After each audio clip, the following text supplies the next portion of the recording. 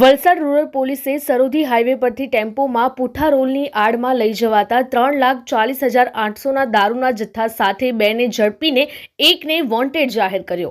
વલસાડ જિલ્લા પોલીસ વડા ડોક્ટર કરણરાજ વાઘેલાના સૂચના અને માર્ગદર્શન મુજબ વલસાડ હાઈવે પર ચાલતી ગેરકાયદેસર પ્રવૃત્તિઓ ઉપર અંકુશમાં લાવવા વલસાડ રૂરલ પોલીસની ટીમ હાઈવે પર પેટ્રોલિંગમાં ફરી રહી હતી। તે દરમિયાન બાતમી મળી કે ટેમ્પામાં સુરત તરફ દારૂનો જથ્થો લઈ જવાઈ રહ્યો છે।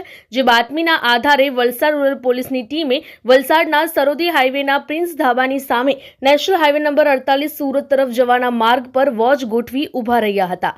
તે સમયે બાતમીવાળો Eicher tempo number MH10 CR 4356 ને આવતા જોતા પોલીસે ટેમ્પો અટકાવ્યો હતો। ટેમ્પામાં તપાસ કરતા ₹3,40,800 નો ઇંગ્લિશ દારૂ બોટલના નંગ 5,568 મળી આવી હતી।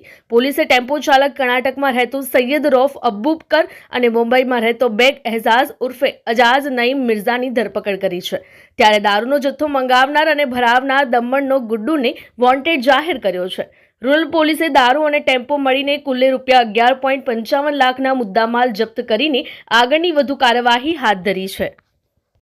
અમારી લાઈવ ન્યૂઝ 24 ચેનલને સબસ્ક્રાઇબ કરો, બેલ આઇકોન દબાવો જેથી આવનાર ન્યૂઝ અપડેટ્સની નોટિફિકેશન આપ સુધી સૌથી પહેલા પહોંચે।